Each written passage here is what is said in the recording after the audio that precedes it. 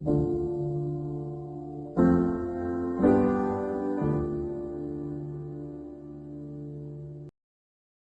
I worked with you, what I admired about you was your kindness. And Hmm.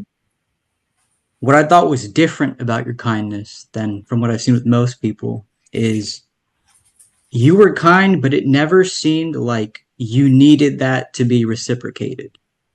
Like a lot of people, like myself, for example, when I'm kind to someone, it's not that I'm necessarily expecting them to be that way to me as well. But somewhere subconsciously, I'm like, oh, but they'd probably do the same thing for me. With you, this like the vibe I got was different in that you were just kind and that was that. And you just kind of moved on. And it was almost as if you were oblivious to whether it came back to you or not. And I think that's so powerful. Where does that come from for you? I think honestly, it probably stems from a few different things. My dad is very much like that. So that's kind of how I grew up. Like, this is like, I've told people this before and they're like, oh my gosh, like it might sound like a little bit jarring, but like, I remember like being a kid and my dad picked up hitchhikers, but like the hitchhikers were also like kids. They were like high school students. So like my dad didn't do that like in hopes that like the high school students would like pay him. He's just a nice guy. And like, so I grew up thinking like everybody's like that. Like I grew up thinking that that was normal because also I'm from, Green Bay, Wisconsin. The Midwest is generally not everybody obviously, but I would say generally pretty agreeable, pretty nice. Like, and I thought that's how things were. And then when I joined the military, I honestly met some of the worst people I've ever met in my entire life. Like you like watched movies and TVs and you're like, okay, that was written crazy. And then I met people that were like worse than that. Like I didn't even think people like that existed. And so that's kind of when I realized like not everybody off like, and I know this sounds like cliche to say, but it's a weird thing that I feel like I didn't realize until I was like 23 when I joined the military because like not everybody is raised like me. Because like growing up, and I went to high school and then I went to college, like still in Wisconsin, not right down the road, but like a couple, like still in Wisconsin. So I still like I hadn't really left the Midwest for like a significant amount of time. So it took me that long for me to realize like, oh yeah, not everybody was raised like me, but it's still like, but this is still how I was raised, and that is still normal to me is like being nice, and like I also feel like a lot of times if somebody doesn't return it to you, like they have something like there's probably something wrong, like deep down, like they're not having a good day or whatever, and like that's when I feel like they need the kindness more. And like that's it's also not for me to decide like because I just do me, and like whatever people do around me is like not my business unless it involves me. But like if you want to be nice, like that's great. I love people being nice to each other. I do. It's like one of my favorite things. But like if you're like rude, I feel like you probably got your own demons to fix. Like you got something to reflect on, and like that's why I feel like being nice, because you never really know what people are going through. So like be nice, especially to the people who are not nice to you. I feel like they need that more. Maybe not more, but like potentially more. Yeah. And it goes back to that thing I was saying about how it made you so much more powerful in my eyes because you said you met some of the worst people in the military. And I imagine that they were after power. And so they were kind of trashy. But with you, it's like, it doesn't seem like you're after that. And because you're just kind the way you are, the power just automatically latches onto you. That's an interesting thing to me. A lot of people like, or I've been hearing a lot about people, talking about like the law of detachment kind of thing. And I'm so sorry, neighbors are outside. It's okay. And I'm not saying that this is necessarily because yeah, I think if you like really really really really really want something like power, you'll do whatever you need to do, whether that's like stepping on people or throwing people under the bus and like doing like unethical things or whatever to get that power. But if it's like something like I don't really care about power, like I really don't. So like I think if it's like something that you really really want, you're like energetically like repelling it from you. But if it's something you kind of don't really care about and you just give off this vibe of kindness, I feel like eventually the kindness is going to come back. Maybe not from everybody, obviously. Like we said, not everybody was raised like me, and that's fine. But I do think eventually the kindness will come back, and I think that there's power in that. Like I don't need power. Like I would never be president. That would be horrible. That sounds horrible for me. Like I don't want, not that the president has, well, no, the president does have power. But anyways, like I don't want that. Like that's not something that I like was ever really, I've never really wanted like power. I just, yeah, like want to, I don't know, like plant as many good seeds as possible and like bloom where I'm planted, and hopefully the little garden blooms. And like I guess if power is like a byproduct of that, okay, cool. But like, yeah, like I said, I feel like if it's something that you really want, it's repellent to the actual thing. But if it's not something that you care about, it's like that thing is like magnetized toward you because you don't need it; it needs you. And I'm not saying that power needs me, but just I guess that's what the law of like detachment is. That's what people are. I'm not. Yeah. No part of me is like a expert in that. Yeah, that's just so fascinating though, what you said, especially that part about energetically repellent. It makes you, even outside of the conversation of power, just anything in life. I've noticed that myself where you have to be able to distinguish when you're chasing something versus when you are being detached, just pursuing a thing maybe. It's more likely to come to you, but when you chase it, it's like it gets further and further away. Right. Exactly. Like even if you want to talk about like dating or whatever, like imagine this girl is like hitting your line every like every 30 seconds, like text me back, text me back, text me back. Why aren't you calling me? Why haven't I heard from you? Like that would turn me off so fast. I'd be like, no, like no, we're not doing that. Because it's like it like that is very repelling to me. Like I need some space, you know? So I feel like that if you really, really want something, you got to give it some space. And like it's okay to like want things, but it's I feel like yeah, if you're doing unethical things to get it, like that's where I have problems. So like I feel like if your main goal is like just to be a good person, like literally like this. And also I do feel very fortunate to say this, like what other like 30-year-old could say, like I've crossed off everything off my bucket list. Like how lucky am I to be able to say that? So like that's, and I'm not saying I don't have any goals, but like my main goal in life is to be happy and to be a good person. And like I feel like if that is your goal, like what could really go wrong? Like honestly, like the crap happens, and we like I get that, but like I don't know. It's hard. I feel like it's hard to like repel really anything from like if you're just trying to be a good person. And I'm not saying I'm perfect, obviously, and I'm not saying that I don't have room for improvement because I do. But I just and like like learning from things that I've done in the past, like mistakes I've made, and choices I would make differently now at like at 30 years old or whatever. So like I don't know. I just feel like if everybody's goal was to just to be a good person, imagine the world we would live in. I almost couldn't Yes. imagine it because it's like I don't want to say it's not possible. Well, there's this a Stoic saying that I heard recently where one of the Stoics talks about how when you meet a jerk, reflect on how empathize for them. You know, like, oh, that's their role in life. How Yeah. terrible that they had to be Right. that way, you know? Right. Exactly. Like I feel And bad for you. Like you yeah, must be really yeah. stressed out. It couldn't be me. But it makes me wonder also, have you ever suffered for your positivity and your kindness? Um That's honestly probably I like, but I would say though, like I've been this way for almost as long as I can remember. Not obviously as a child, you can't like regulate your emotions when you're a child, but I would say like yes, but also okay, baseline yes, I have.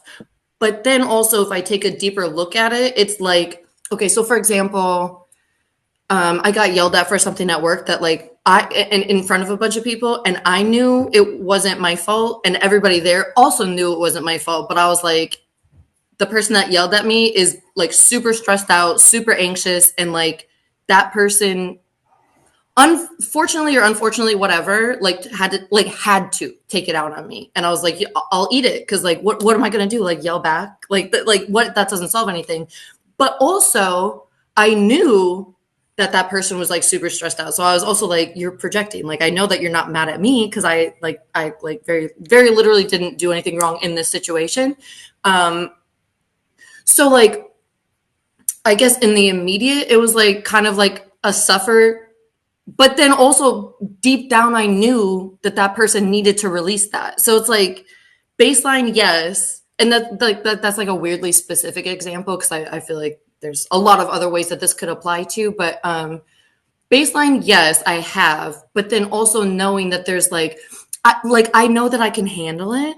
And like that's why sometimes in a weird way, I'm kind of glad it, not all the time, obviously, but sometimes I'm kind of glad that bad things happen to me because I know I can handle it. Whereas, like, if the wrong person were to get yelled at, like, that would end their day, their week, their month. Like, that would be the worst thing that they've ever been through. And I'm like, I can handle it. Like, I don't know. So, like, yes, I have, I guess, suffered and probably in like other situations as well. But like, also knowing that there's like a deeper meaning for it. So at the end of the day, it's not really suffering because it's like that person needed to do that for whatever reason, or like I needed to stay quiet for whatever reason, like just whether it's to give somebody the space or like let somebody have an outlet or whatever, like whatever the reason is. I think deep down, it's not really suffering because I know that there's like a deeper reason for it.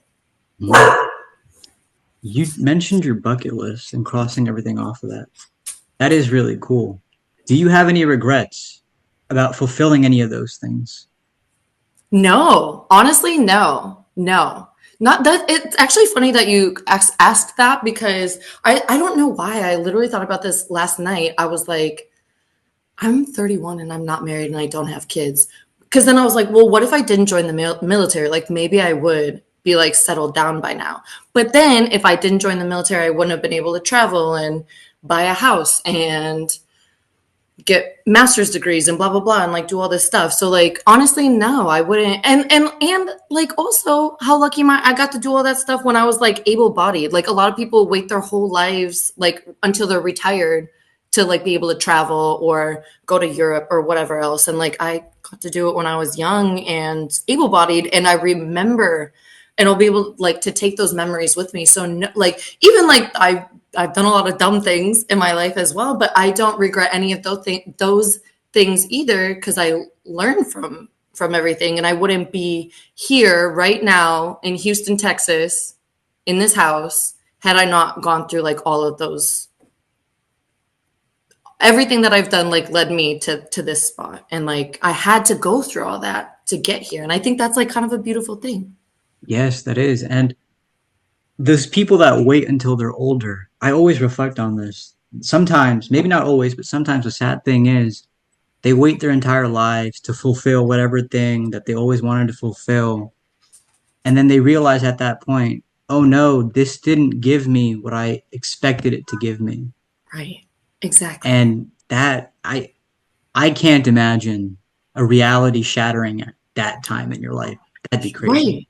Exactly. 100%. That's the thing. Like, and that it's funny because also my dad and I were talking about this like pretty recently, like about, I don't know, just I guess the American society in specific. I don't really know about like a bunch of other cultures and countries and that kind of thing. But like in America, obviously, we like go to high school, we go to college, you work until you're 65 and then you retire. Whereas like, wouldn't it make more sense to like after high school, you do whatever you want to do, get all that crazy stuff out of your system, and then you go to college when you're quote unquote ready for it, and then you get a job, and then you just kind of like this is kind of morbid, but then you like work till you're dead. Like instead of like doing it the opposite, like make all those memories while you can and fix the stuff that you can fix. Cause yeah, like you said, like you wait until you're 65 to make a realization that like, oh, by the way, yeah, this actually was not fulfilling at all. So you try it when you're 21 and you're like, okay, maybe, you can switch paths really quick. But when you're 65, it's like you're kind of it's harder to switch. It's not impossible, but it's a lot harder to like switch your direction, I imagine, after that. Yes, and this is again why I think that you are so fascinating because you've crossed off those things on your bucket list. What do you look forward to now? Um, I like to challenge myself because like honestly that is one one of the things that like gets me motivated to like just get out of bed in the morning. So whether that's like getting another master's degree, or like I started boxing, or I started like learning how to play the piano. It's just like for me, it's like very little things that like just kind of like I do look forward to boxing. And it's like very little things because I just started like maybe 2, 3 weeks ago. And I was like an athlete when I was in high school, and then I hadn't played sports since I was like 18. So it's been a long time.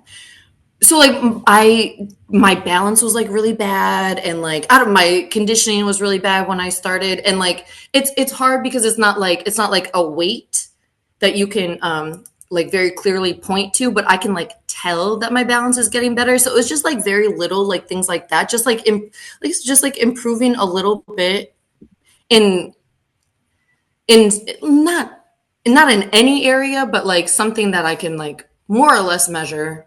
That is the kind of stuff that I like look forward to, is just like trying to literally just trying to be like the best version of myself, honestly. From the conversations I've had with you in the past, I understand that since you were a kid, you weren't really insecure, so to speak. Fulfilling your bucket list, do you think that only contributed to just having almost no insecurity? Honestly, yes. I really do think that. Like yeah, it's kind of like what we're saying. Like, imagine waiting till you're 65 to do something you've always wanted to do, and then you find out you don't like it, or whatever, or it doesn't fulfill you. Whereas, like, the first time I like left the country for like a significant period of time, not like just a vacation or whatever, I studied abroad during my undergrad in Costa Rica, and I found out I love traveling. I loved it, but I had no money, so I was like, how am I going to do this? Join the military. And so like it's kind of like I would say for sure that has helped with me not with just having more confidence, because it's like I know I want to do this and I will figure out how to do it, kind of a thing. Like whether it's like the military or I don't know, like it's just it's like a very I don't know what that faith is, but it's like a faith in like knowing that it's gonna happen. Like I just know. And but I think all the lessons I've learned have gotten me to this point. I don't think I've felt like this like my whole life, but I have felt very like secure and like very certain in like who I am almost my whole life. Probably not, not my whole life, but for the majority of it. And I do think for sure, like crossing off, like doing a bunch of stuff that I've wanted to do. And also, it kind of did reinforce that, like, no, this is what I like to do, instead of like realizing, like, oh, by the way, you actually hate this. So, like, reinforcing that this is what I want to do, this is what I like doing. It definitely does help with the confidence thing. And then it's like, literally what could happen now? Like I've done everything I wanted to do. So what are you going to do? Like crap on my parade? Like that doesn't, I mean, you can't. So I guess, yeah, that it's helped in a lot of different ways, I imagine. Yeah, man, that's so interesting that you say that. And that part that you said about the faith that you know, but then there's also the mystery of not knowing when. And that I think Yeah, is the thing to always grapple with in life. for Not knowing sure. when. For sure. For sure. I would also say, yeah, that has been relatively new for me. The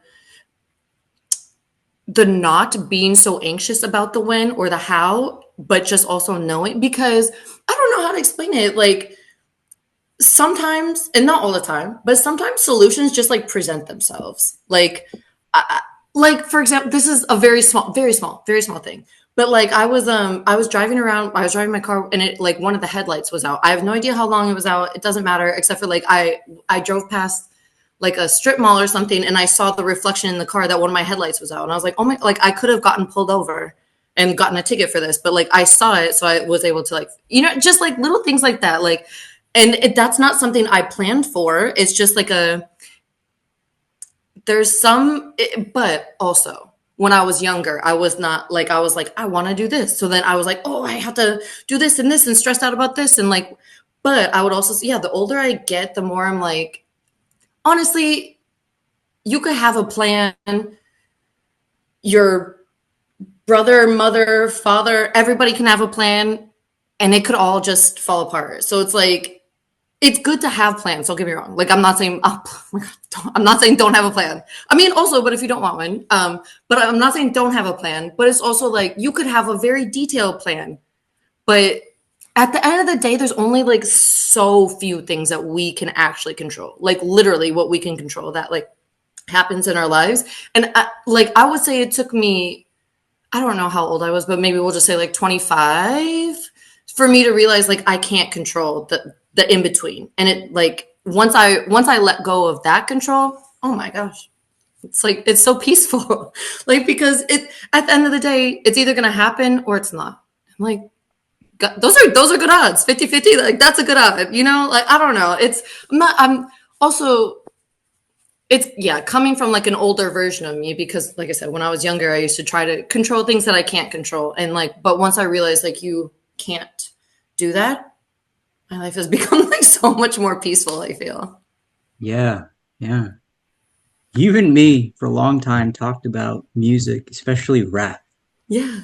Why are you so into rap? Why do you think it's so relevant in today's culture? That's a good question. Um, I honestly I can't tell you how I got into rap because I'm from Green Bay, Wisconsin. It's not super culturally popular up there. My parents didn't listen to it. My brother and sister don't listen to it. So I'm not quite sure how I like even discovered it, to be honest with you. Um, but I do think it has a lot of relevance, specifically probably like the late 90s type rap. Especially when and this was like 2020 was like a rough year for like everybody just with COVID and George Floyd and just a bunch of stuff happening. And I feel like a lot of those like same issues were happening in the late 90s and like Tupac and people were like rapping about it, but like for whatever reason, nobody like not nobody, but America as a society didn't really stop to listen to the lyrics. They were just like, oh, he's a gangbanger, oh this, oh that, whatever.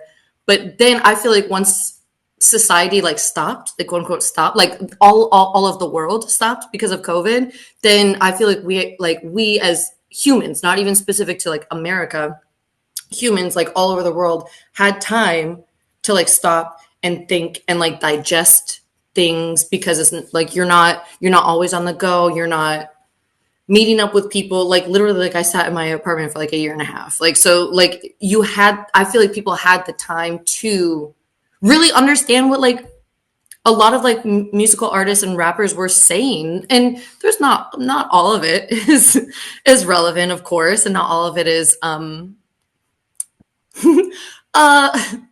not all of it is appropriate but the stuff that is I feel like is the stuff that like used to get overlooked but I feel like since 2020 I feel like it has become more relevant because people have had time to stop and like actually understand what he's talking about or not just Tupac but just like a lot of the artists we're talking about because they're talking about real life issues but people for whatever reason couldn't see past the gang banging I guess I'm not even sure really what the deal was like why people weren't I don't know but I think that's why it's relevant now because history will repeat itself until we do something to fix it. I've for so long I've been curious as to why rap has just been so relevant, so popular in the culture for so long, and it seems like it's almost never ending because you see different types of music come up, but as far as them being super mainstream in the culture, they have very, very short lifespans. And I was in Dallas recently. One way or another, I started thinking about JFK, and Oh, I feel like so much of our reality is distorted or distracted since the assassination of JFK. And one way or another, I ended up reading a book about how apparently the CIA created the Laurel Canyon music scene, which is like hippie stuff in California in the 60s. That was really shocking to me, right? It's a theory. I don't know if it's true, but it was really shocking to me because so many of those icons like Jim Morrison and the Doors, the Mamas and the Papas, they've had such a strong effect on me. And for so long, I've thought like that was just a natural cultural phenomenon that happened. But the theory says that it's too much of a coincidence for all those things to have happened the way they happened. Okay. And that was just interesting to me because I never thought about that.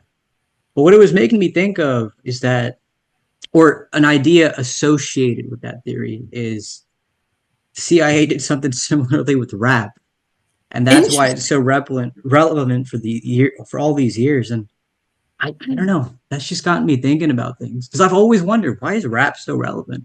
Why is it so? I don't know. It's just too mainstream. But again, that's all just theories. And then of That course is an me. interesting. It's an interesting theory because like I can't even tell you how I got involved in like not that I'm involved in rap music, but like how I got interested in it. Like I could not pinpoint like this is why I listen to rap. I could not tell you. I don't even remember. So maybe, Yeah, I maybe, don't know. I don't maybe know what it is. I Yeah. don't either. It's a I at this point I wouldn't put it past them. Yeah. Again, it's just a theory, but if it's true, it's just so reality shattering for me because Jim Morrison, especially, such an icon to me. If he was planted, he was one hell of a flower, you know? See, that sometimes that's what it is. It's like you just gotta bloom where you're planted, and maybe that's what like that's all he needed was just a slight water, a slight plant and a little water, and then yeah, look at what I mean. I could see it. Is all I'm saying. I'm not. I Yeah, exactly. Because okay, I also think can they plant seeds? Sure, but they're not gonna like create his whole persona. Like Jim Yes. Morrison So, was that. yeah, that is one thing that I don't think you could create a Jim Morrison. That would be something Right. natural. Yeah. Right. But the Exactly. theory, by the way, the way they connect the dots, so to speak, is that all these icons at that time have some military connection, like their parents were military or intelligence or something like that. That is so fascinating. But I'm really into grunge, and it started making me think like, was grunge a natural cultural phenomenon or was it planted? And I would lean towards it was probably natural because of how short-lived it was. These Yeah. the theories associated with these other groups they lasted for some time. So Right. Yeah. Because grunge reality is fiction in America. isn't that the truth? Like, what is reality at this point? Like, like what is it? Like, okay, this is not really the same thing, but like low key, kind of like I don't really watch a lot of TV just in general because I watch my sports. But I watch this like reality TV show like Love Is Blind. Have you ever heard of it, or do you watch it? I've heard of And it, like yes.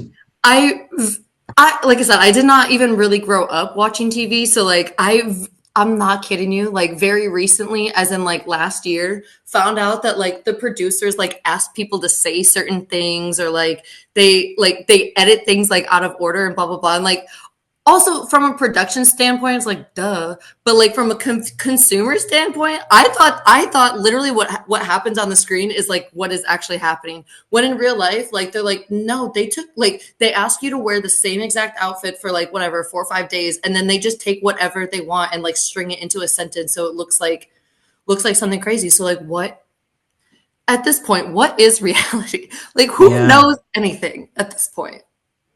Yeah. The thing that leaves a bitter taste in my mouth is I mean, I love American culture. There's so many beautiful things about it, but I would think that's just a natural thing that happens. If it's manufactured, that leaves a person to contest with some things. With like almost everything, right? Like Yeah. almost everything. Like again, like okay, like sports. Is it really random? You know what I mean? Like, how Mm. do we know? How do we know that there isn't some guy at the end or at the beginning that's like, we want so and so to win, and then they do everything? I don't know. It's just it's yeah, like it's if certain things are planted, then it's like what is not. You know, Yeah. it's What is crazy. not? Yeah, what is not? It could be anything. If they're capable of that, they could be like capable of. Sorry to bring it back to sports, but like this my last thing because like I think it was like the late '90s. There, I could be wrong on those dates. Maybe 2000s. Maybe it's two. Anyways, some time ago. Maybe it's 2007. You know what? I don't want to speculate on these dates. I could have them super wrong. a while ago, there was like a ring of like referees that would, and they got caught like betting on the games that they were refereeing. So it's like it could be done. Like, and I know that's a very specific example, but like it could be done for sure. Or like anybody could be a plant, and like anything could be manufactured at this point. That is so crazy, actually, to think about. That's actually really Yeah. wild. It's one of those things that, you could just skim over like, oh, history, whatever, but I don't know, it's less than 100 years ago. So Yeah, something worth thinking literally, about. literally 100%. Yeah, Yeah. absolutely. We're coming to a close. We got like 3 minutes on the clock.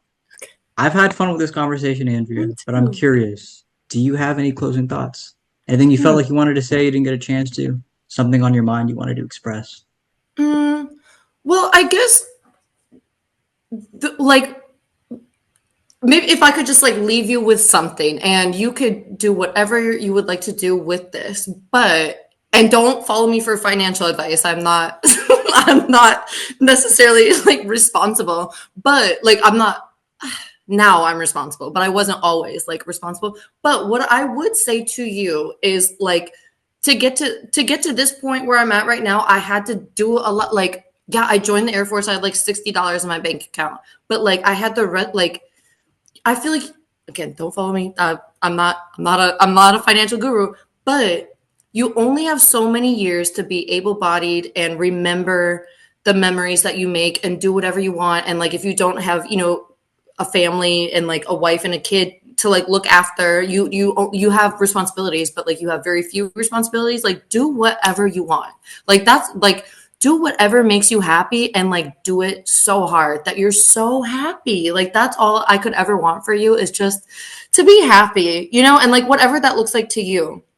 And so that's why like I did a lot of things like back then that I probably wouldn't do now. Like I wouldn't join the Air Force now. Like I have too many things to lose. But like at that time, like I didn't have a house, I didn't have dogs, I like I said, I had $60 in my bank account. And I was like, well, what else am I going to do with my life? And I'm not like, that's not the right path for everybody. So I'm not saying that, but like, whatever makes you happy, like, do it and like go all out. Like, just because the other thing, like, I think a lot of times too, a lot of people, like, my sister didn't leave Green Bay, Wisconsin because she thought it would make my parents mad. Like, I've been gone for 20 years and like, are they mad? I don't know. It hasn't been 20 years, but for the sake of this argument, are they mad? Maybe. But like, also I'm happy. So like, they have to be happy that I'm happy. So like, that's what I would say to you. Like, do whatever makes you happy, regardless if it doesn't make your family happy or your friends happy or whatever, as long as you're happy. Because if you're happy,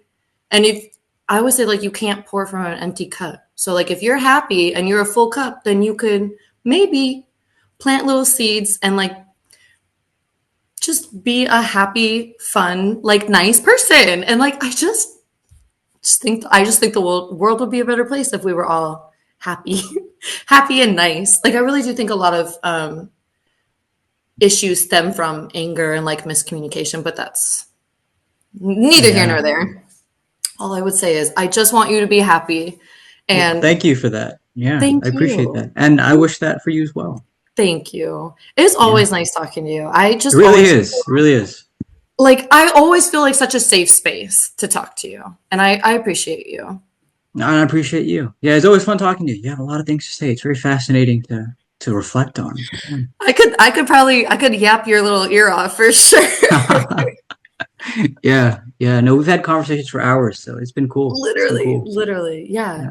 But thank you for Well, being here. It was awesome. anytime. Thank you for inviting me. I always enjoy catching up with you and chit-chatting with you. Likewise, likewise. So I suppose enjoy your Thanksgiving. Thank you. You too. Happy Thanksgiving, Merry Christmas, Happy New Year, Happy 4th of July.